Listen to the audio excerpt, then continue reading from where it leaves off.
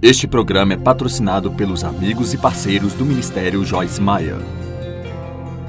Você não é bom para as pessoas só porque elas são boas e agradáveis para você ser bom com elas? Você o faz por causa do seu amor por Deus e para mostrar que você é um filho de Deus, porque é assim que Ele nos trata. Quantos de vocês Deus foi bom para você antes de você ser bom para com alguém?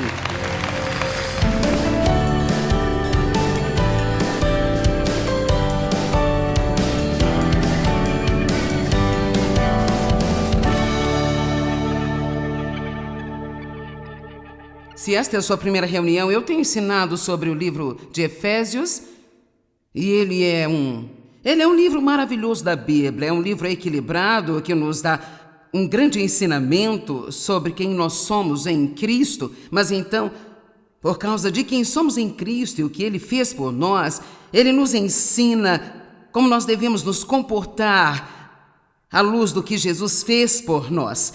E para mim nunca é demais repetir, então vou dizer de novo, você não é salvo pelo bom comportamento. Ser cristão não é justificar-se, tentar modificar o seu comportamento, mas se você desenvolver um ótimo relacionamento com Deus através de Cristo, e você o recebe e passa tempo com Ele, e estuda a sua palavra, você aprende a construir a vida com Deus. Eu amo esta frase. Nós não estamos apenas indo para a igreja no domingo de manhã, estamos construindo a vida com Deus. Nós queremos que Ele se envolva em cada pequena coisa que fazemos. Ele ama você, você está perdoado, Ele é misericordioso, você tem uma herança, você é um herdeiro com Cristo e todas estas coisas maravilhosas nos capítulos 1, 2 e 3. Então o capítulo 4 diz, portanto, por causa de todas estas boas coisas que Deus tem feito por nós, agora nós devemos viver com comportamento que é uma honra ao serviço de Deus. E assim então no capítulo 4 encontramos 16 diferentes pontos e comportamentos que nos disseram para sermos cuidadosos em não entrarmos, e claro, não podemos decidir que vamos nos comportar bem, temos que nos apoiar em Deus o tempo todo. Então no capítulo 5 nós falamos sobre algumas dessas coisas e agora nós estamos no ponto em que alguns de vocês vão gemer, alguns de vocês vão se alegrar muito, porque nós estamos em Efésios capítulo 5, verso 21. E eu poderia muito bem apenas passar por essa parte, assim poderíamos ir para alguma coisa mais suave. Porque aqui diz: sujeitai-vos uns aos outros em reverência a Cristo, o Messias ungido. Estou bem com isso? Nós estamos nos sujeitando uns aos outros? Eu posso lidar com isso? E então eu quero realçar antes de eu ler o resto que esta é a primeira coisa que ele diz. Que todos devemos nos sujeitar uns aos outros. E isto é verdade, quero dizer, mesmo você, sabe, que vem aqui, você precisa estar disposto a se submeter à autoridade aqui nesta conferência. Se eu fosse a algum lugar em que você estivesse fazendo algo, então eu precisaria estar disposta a me submeter ao que você estivesse direcionando naquele lugar. E o mundo de hoje está tão cheio de rebelião. Nenhuma pessoa quer que ninguém lhes diga coisa alguma. Mas você sabe o que a Bíblia diz em Tessalonicenses? Que essa rebelião é o espírito do anticristo. Sim, a rebelião é o espírito do anticristo. E assim nós temos que ter cuidado com essas atitudes que podemos desenvolver em direção à autoridade em que não queremos que ninguém nos diga o que fazer. Isso não é sobre alguém intimidando você ou gerenciando a sua vida. Isso é sobre decência e ordem, porque certamente todos nós sabemos que em cada situação, se você não responsabilizar as pessoas pelos seus próprios atos, se você deixar correr solto, você vai ter um caos. Então ele começa a sujeitem-se uns aos outros.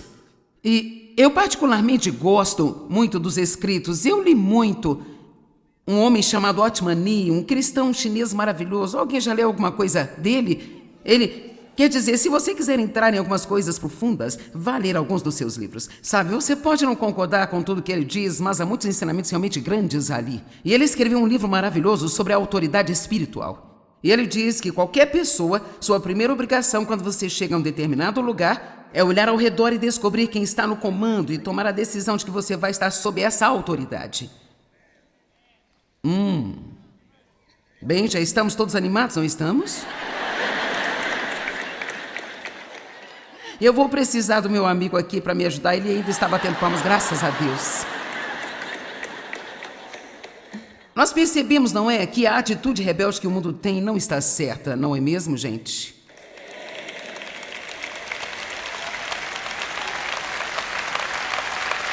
Obrigada. Então diz: esposas, sujeitem-se, sejam submissas e adaptem-se aos seus próprios maridos. Eu digo, David estava tão animado com esta parte hoje, gente. E ele diz: e faça isso como serviço ao Senhor. Agora, sabe, isso torna mais aceitável para mim. Porque, honesta e verdadeiramente, existem coisas que você vai fazer somente por causa do seu amor por Deus e porque Ele te pediu, que podem ser difíceis de fazer de outra forma. Honestamente, eu não acho que alguém queira alguém dizendo que ela deve fazer. Nós preferimos fazer por nossa conta. Mas nós precisamos chegar ao ponto em que nós estamos dispostos a fazer absolutamente tudo o que Deus quer que façamos.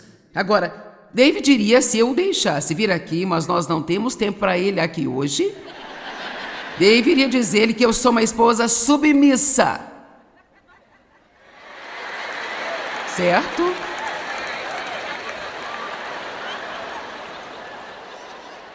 Agora, sabe, eu tenho muita coragem e eu tenho uma boca, então eu realmente tomo muitas decisões, mas eu te digo a verdade.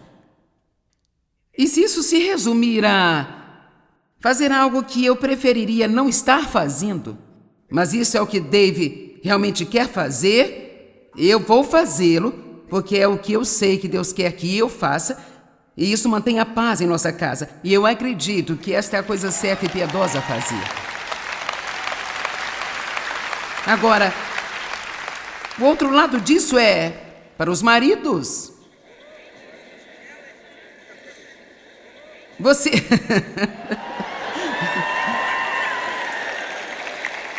Você percebe o quão calmas as mulheres estão no 22 e agora estão gritando? Vou lhe contar uma coisa engraçada que aconteceu esta manhã. Deus sempre me dá histórias para contar. Eu estava sentado estudando e machuquei minhas costas um pouco na semana passada, então eu tenho que ter cuidado com isso. E eu estava sentada numa cadeira, eu tinha os meus pés apoiados nela. David achou que não estava bom para as minhas costas, então ele sugeriu que eu sentasse em outro lugar, e isso há alguns dias atrás. Então eu estava sentada lá, e hoje ele disse: como estão suas costas? Eu disse: estão indo bem. Eu estava com minhas pernas cruzadas, eu me sento muito assim. Ele disse: talvez você não devia cruzar as pernas. Eu estava sentada ali estudando, esposa, sujeite-se a seus maridos, e eu disse: espere. Eu disse: Dave, você não pode gerenciar a minha vida? Então, se você não precisa disso, eu vou pregar para mim hoje. Amém? Agora, Dave e eu nos divertimos muito, mas eu realmente tenho que fazer um monte de coisas porque eu amo a Deus. Não necessariamente porque é a coisa mais divertida de se fazer. Então, isso é o que eu preciso ressaltar para você agora. Agora, maridos, porque o marido é o cabeça da esposa, como Cristo é a cabeça da igreja. Não se esqueçam da segunda parte, caras. Como Cristo é a cabeça da igreja, o salvador do seu corpo. Como a igreja está sujeita a Cristo, assim também as esposas sejam sujeitas em tudo aos seus maridos. Maridos, amem suas esposas como Cristo amou a igreja, e eu amo esta frase, e entregou-se a si mesmo por ela. Agora, vocês notaram, homens, que isto está falando sobre sacrifício? Cristo Jesus deu sua vida pela igreja, e aqui diz que uma mulher deve se submeter ao marido, mas ele deve amá-la como Cristo amou a igreja, sacrificando-se por ela. E eu posso te dizer, se isso está funcionando bem, isso é lindo. Se está funcionando assim, é lindo. No entanto, a maioria de nós sabe por experiência, muitas vezes não funcionou assim. E então, geralmente, quando entramos num relacionamento, já decidimos que ninguém vai nos dizer o que fazer, ninguém vai nos intimidar, e ninguém vai gerenciar a nossa vida. E dessa forma, nós já temos uma mentalidade errada antes mesmo de começarmos. E muitas vezes estamos fazendo com que esta pessoa aqui pague pelo que outra pessoa fez lá atrás. E nós nem sequer damos a essa pessoa a oportunidade de ver como ela iria lidar com isso, porque já decidimos que nós não vamos tolerar. Eu sei porque meu pai abusou sexualmente de mim. Eu via meu pai maltratar minha mãe, ele saía todos os sábados à noite, se embriagava, e ela ainda tinha que arrumar suas roupas, sabendo que ele ia sair com outras mulheres. Chegava em casa bêbado no meio da noite, enlouquecido, e ela tinha que se levantar e fazer algo para ele comer, e então ela apenas se encolhia e fazia tudo bem, e eu ficava tão enojada. Eu decidi na minha mente que ninguém nunca ia me intimidar desse jeito. E porque ele estava abusando de mim, ninguém nunca ia abusar de mim novamente. Então eu me casei com o primeiro cara que apareceu com 18 anos e ele era uma bagunça, ele andava com outras mulheres o tempo todo e não funcionou, e eu estava sustentando a casa e assim, esta não é a maneira que deveria ser. A Bíblia, como se pode esperar que uma mulher se submeta a um homem se ela não consegue respeitá-lo? E como ela pode respeitá-lo se ele não... Sabe, você não é o homem da casa se você realmente não agir como homem da casa. Sabia? E ser o homem da casa não significa você apenas mandar em todo mundo. Significa que você cuida da casa, você é responsável, faz o que tem que ser feito. Você sai, trabalha, coloca sua família em primeiro lugar. Você é um bom pai.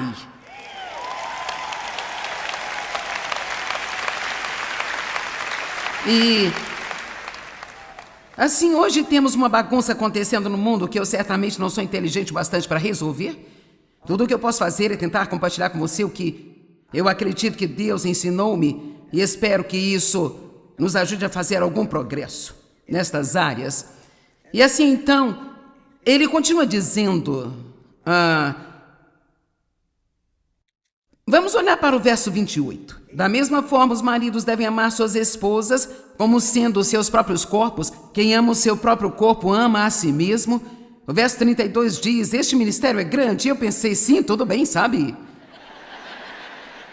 Diz assim...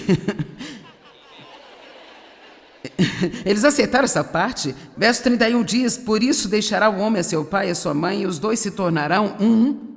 É a parte de se tornar um que não entendemos.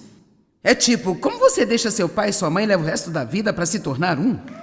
Dave, eu nos damos muito bem agora, mas eu vou te dizer o que nós passamos por muitas coisas no começo, e muito disso foi apenas pela minha rebelião. Eu não queria que ninguém me dissesse o que fazer, e eu quero ressaltar que Dave realmente foi um homem muito bom para mim, mas eu realmente não sabia como deixar alguém me amar, porque eu trouxe todo aquele lixo do meu terrível passado para o nosso relacionamento, e eu estava tentando fazê-lo pagar pelo que outras pessoas fizeram comigo, e assim só estou encorajando você. Se você for ferido no passado, tente não trazer sua bagagem a um novo relacionamento, tentando fazer alguém pagar pelo que alguém no passado fez com você. Você diz, bem, eu tenho medo. Bem, ponha sua confiança em Deus. Um casamento piedoso é um grande mistério, porque representa o relacionamento de Cristo com a igreja. Agora, eu entendo se é difícil para você, mas eu também entendo que não importa o quanto as coisas sejam difíceis, nós ainda precisamos fazer o que Deus nos pede para fazer. Agora, sabe, Dave e eu não concordamos sobre muitas coisas, e então nós conversamos sobre as coisas muitas vezes, se não podemos tomar uma decisão sobre a qual concordamos. Se há algo que não temos que tomar uma decisão imediata, não tomamos por um tempo, nós vamos esperar, deixar quieto por um tempo, dar a Deus a chance de mudar a mente do outro, mas se acontecer, de preferência de Dave, se trata de...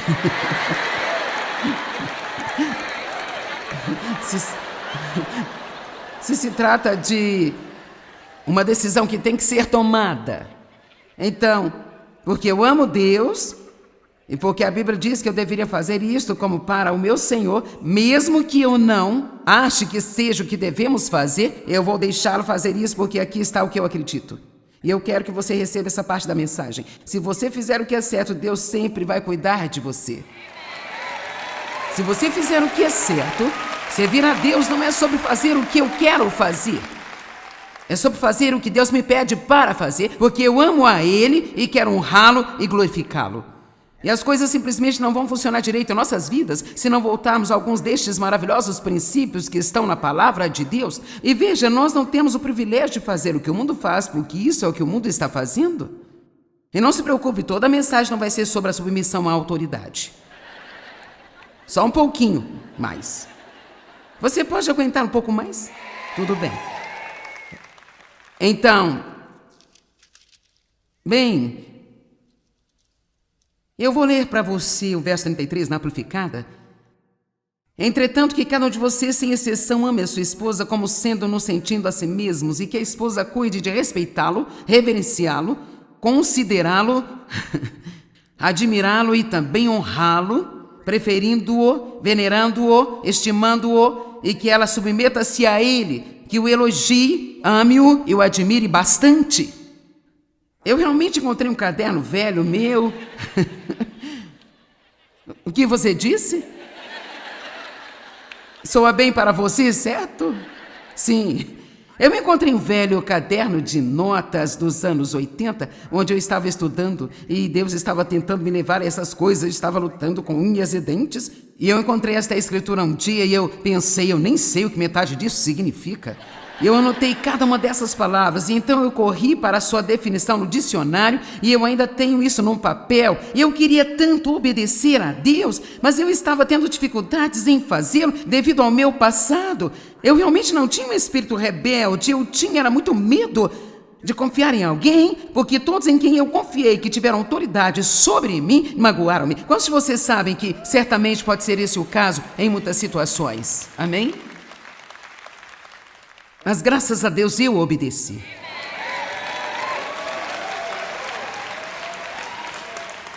E eu realmente sou muito doce agora. Eu disse ao David nesta manhã, eu posso ser um doce sem açúcar, mas eu sou um doce. Às vezes eu fico um pouco enérgica e ele diz, essa é a minha garota. Tudo bem, agora versos 1 a 9 no capítulo 6. E na verdade você tem que entender que Paulo não parte tudo isso em capítulos. Esta foi uma longa carta. Assim, a parte que termina com toda essa coisa sobre maridos e esposas vai direto para filhos. Obedeçam seus pais no Senhor, como seus representantes, pois isso é justo e direito. Honre, estime, valorize e aprecie a seu pai e a sua mãe. E este é o primeiro mandamento com promessa de que tudo vai ficar bem com você e você poderá viver muito tempo na terra. Quero falar um pouco sobre isso. Se você tem pais, você não está mais vivendo em casa e você nunca presta atenção aos seus pais, você não vai vê-los, você não telefona, você nunca faz qualquer coisa para eles. Então você precisa realmente pensar sobre o que Deus diz sobre como tratar seus pais. E não é uma boa desculpa o suficiente dizer, bem, meus pais não me tratam bem. Os meus abusaram de mim e chegou o momento em que Deus disse, quero que você cuide deles e cuide muito bem até eles morrerem. E custou-me muito dinheiro, custou-me muito tempo, não era algo que eu realmente queria fazer, mas não temos que querer fazer tudo que nós fazemos como se fosse para o Senhor. Amém? E sabe, isso é muito, muito importante para mim que você entenda esta parte. Se os seus pais foram desonrosos, você não pode ter todos os sentimentos amorosos em relação a eles que você gostaria de ter, mas o amor não é sobre como nós nos sentimos, é sobre o que decidimos fazer, tanto quanto a forma como tratamos as pessoas. Vamos lá, tenho pregado muito neste fim de semana.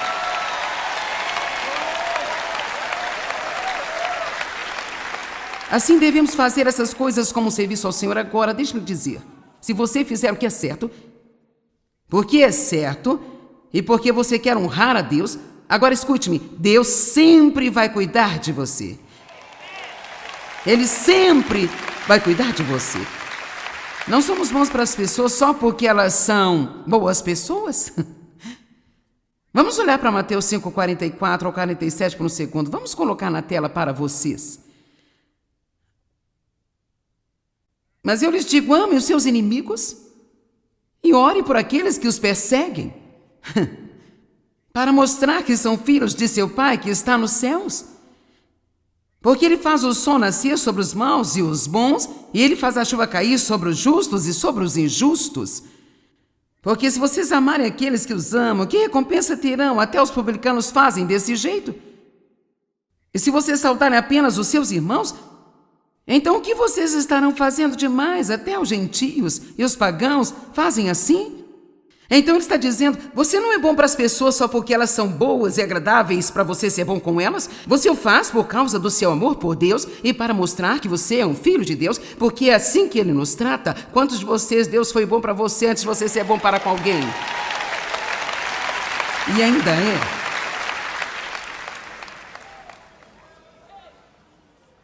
Ok, versículo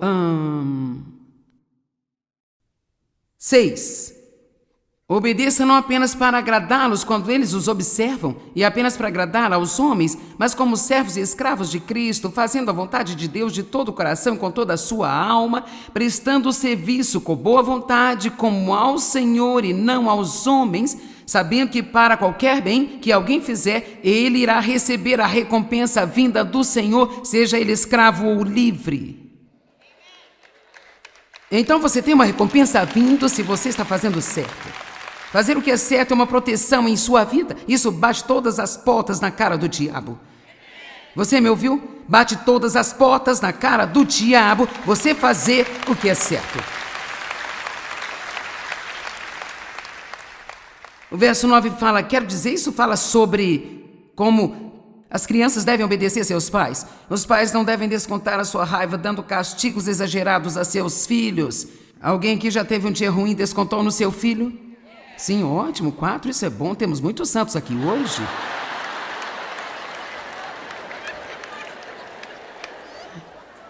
Deixe-me ler algo que estava em um determinado comentário que eu li em Efésios. Ele disse, você vai notar como esses versículos falam sobre submeterem-se uns aos outros no temor de Deus. Este é um princípio de vida cristã que se aplica aos crentes em todos os relacionamentos da vida. E agora que o apóstolo Paulo se volta para considerar a família cristã, ele mostra que é preciso até mesmo aplicar isso lá. E agora ouçam, você já parou realmente para pensar que instituição maravilhosa é a família cristã? Na leitura de uma carta de um missionário que estava trabalhando em uma terra pagã, eu fiquei realmente impressionada com este parágrafo que ele escreveu. Este missionário escreveu esta carta. Como desejamos que alguns de nossos cristãos possam vir e estabelecer-se entre nós, mesmo que não se empenhem na obra missionária, existem maneiras diferentes pelas quais se pode viver entre essas pessoas semicivilizadas. Por exemplo, nós gostaríamos de ter um dentista cristão e sua esposa, ou um cristão que trabalhe com couro, um sapateiro, um fabricante de arreios e sua esposa e família. Agora ouça, significaria grandemente para nós ter uma família realmente harmoniosa aqui, pois nós não podemos conceber nada que possa recomendar tanto o cristianismo ao nosso povo, como apenas ver uma família cristã que funcione de acordo com o Novo Testamento. Então aqui ele está dizendo que não há melhor testemunho para o mundo do cristianismo do que apenas o testemunho de uma família cristã. Mães, pais, filhos, maridos, esposas, trabalhando juntos nesta sociedade e sempre comportando-se como cristãos. Isso não seria incrível? Você sabe qual é o ponto de partida se todos sairmos e agirmos como dizemos que somos? Não demorará muito e Jesus poderá vir e nos pegar e sairemos dessa bagunça.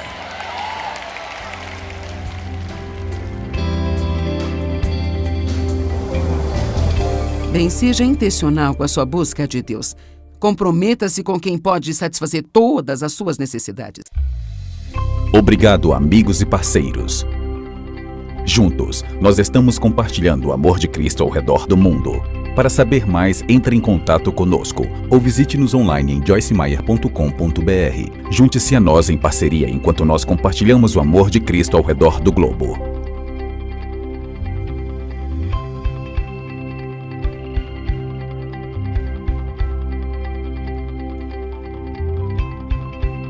O precedente foi pago pelos amigos e parceiros do Ministério Joyce Meyer.